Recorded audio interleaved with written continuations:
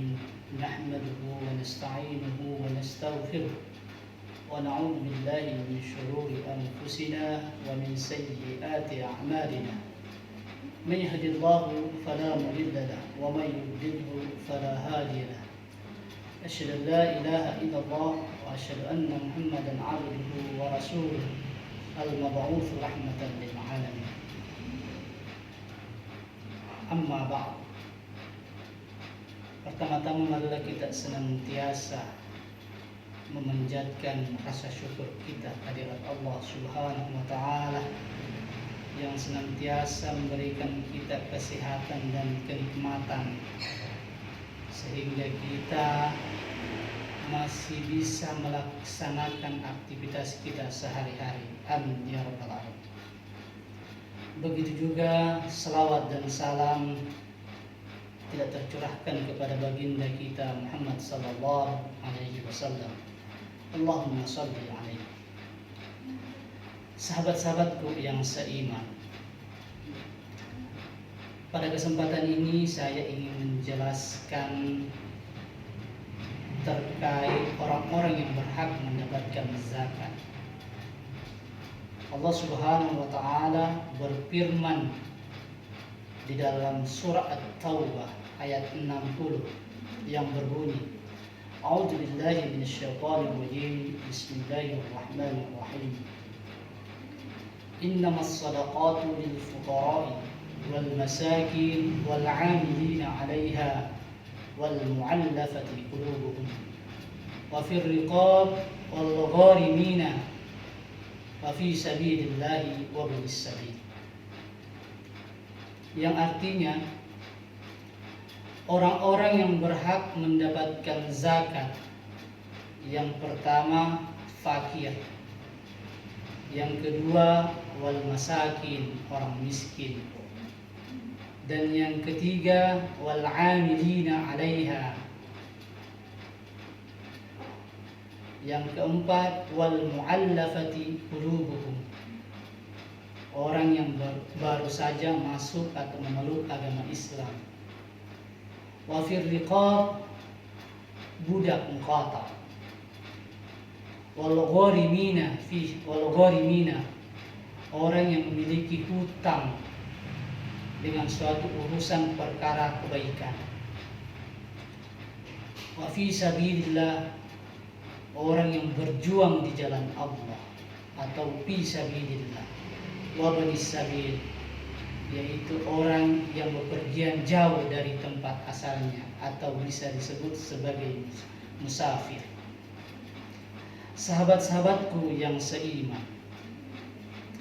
yang pertama yaitu wal fuqara, orang-orang fakir.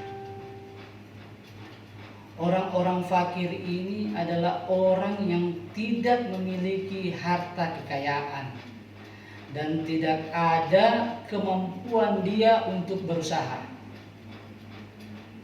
Dan orang fakir ini dia hanya bisa memenuhi kebutuhan makanan pokoknya hanya setengah hari saja. Jadi kalau ada orang yang masih bisa memenuhi kebutuhan pokoknya atau kebutuhan makanan pokoknya sehari, maka dia tidak dikategorikan sebagai fakir, namun dia dikategorikan sebagai miskin. Kalau ada orang yang bertanya, apakah termasuk orang-orang fakir, yaitu orang yang selalu minta-minta? Perlu kita ketahui bahwa meminta-minta itu bukanlah suatu usaha. Contohnya saja, kalau ada orang yang datang ke Basnas Basis Kota Administrasi Jakarta Selatan, dia meminta-minta dalam artian mengajukan suatu permohonan, meminta untuk dipenuhi kebutuhannya. Sementara kita melihat bahwa kondisinya ya orang tersebut berhak untuk mendapatkan bantuan, maka Basnas Basis Kota Administrasi Jakarta Selatan berhak untuk memberikan zakat kepadanya karena dia dikategorikan sebagai fakir. Bagaimana seandainya ada orang ahli fikih karena kefakihannya sehingga dia terhalang untuk berusaha? Karena kalau dilihat dari segi usaha untuk mengajar dari kefakihannya itu, apakah dia masuk kategori fakir? Dia berhak mendapatkan zakat. Berbeda halnya dengan orang-orang ahli ibadah, karena dia rajin ibadah, rajin wirid, sehingga dia tidak berusaha karena kesibukan waktunya untuk beribadah, maka dia tidak bisa diberikan zakat karena dia masih ada kemampuan untuk berusaha.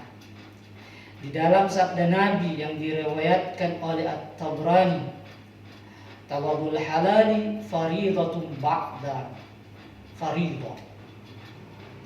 Mencari rezeki yang halal setelah melaksanakan perintah atau setelah melaksanakan perintah fardu, kewajiban kita yaitu melaksanakan sholat 5 waktu, maka hukumnya fardu. Maksud dari hadis ini, apabila kita sudah melaksanakan sholat fardu dan kita mempunyai kemampuan untuk berusaha, maka kemampuan untuk berusaha itu adalah kewajiban untuk mencari rezeki. Saudara-saudaraku yang seiman. Yang kedua, wal masakin, orang miskin. Orang miskin ini adalah orang yang penghasilannya tidak sebanding dengan pengeluaran. Lebih banyak pengeluarannya daripada pemasukannya, lebih banyak pengeluaran daripada pendapatannya, maka dia dikategorikan sebagai miskin. Dan dia bisa menghidupi kebutuhan dia, kebutuhan makanan pokoknya sehari, mereka sanggup. Dan dia memiliki gubuk, bahkan perabotan rumah, memiliki tempat yang mungkin tidak layak.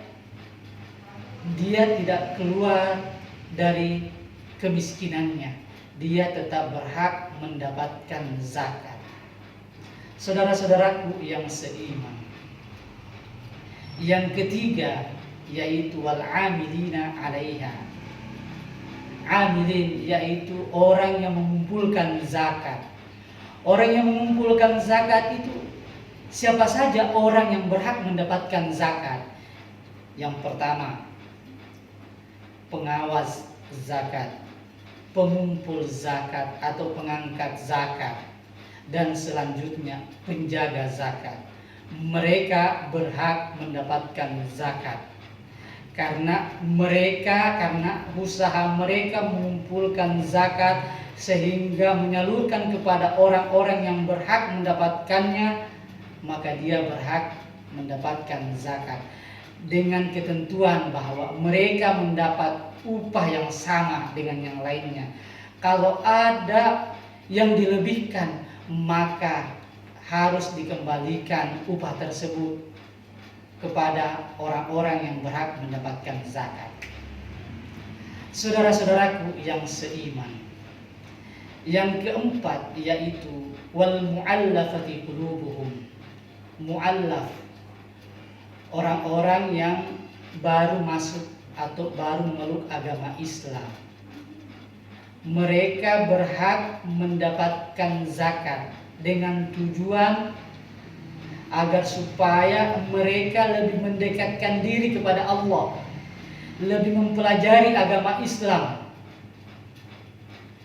dengan motivasi diberikan zakat agar mereka bisa mempengaruhi juga kolega-kolega dia sebelumnya sewaktu dia belum beragama Islam, supaya bisa memeluk agama Islam. Maka mu'allaf ini berhak mendapatkan zakat. Yang kelima, wa fir riqab, budak muqatab, perlu kita ketahui bahwa yang berhak diberikan zakat adalah pemilik budaknya, dengan maksud untuk memerdekakan budak tersebut. Kalau ada orang yang bertanya, bagaimana seandainya zakat itu diberikan kepada budaknya? Boleh saja. Namun yang jelas bahwa si pemilik budak tidak berhak memberikan zakat kepada budak, karena budak tidak berhak menerima zakat dari majikannya. Sahabat-sahabatku yang seiman, selanjutnya yang ketujuh, yaitu fi sabilillah. Orang-orang yang berjuang, yang mana dikatakan orang-orang yang berjuang di jalan Allah, pejuang di jalan Allah. Para ahli fikih menafsirkan sangat luas, sangat umum terkait golongan fi sabilillah. Bisa saja jika orang-orang yang berhak mendapatkan zakat itu adalah orang yang berdakwah di jalan Allah. Mereka berhak mendapatkan zakat karena dia menyebarluaskan agama Islam, membantu agar supaya agama Islam ini kokoh, lebih kuat lagi, maka mereka berhak mendapatkan zakat. Walaupun mereka adalah orang kaya, dia berhak mendapatkan zakat. Terakhir atau yang kedelapan, yaitu Ibnu Sabil, orang-orang yang bepergian jauh dari negerinya, atau bisa dikiaskan dengan musafir. Orang-orang yang pergi menuntut suatu kebaikan di jalan Allah Subhanahu wa ta'ala. Sahabat-sahabatku yang seiman, itulah 8 golongan yang berhak mendapatkan zakat. Mudah-mudahan apa yang saya sampaikan ini bisa bermanfaat untuk kita semua. Demikian, wassalamualaikum.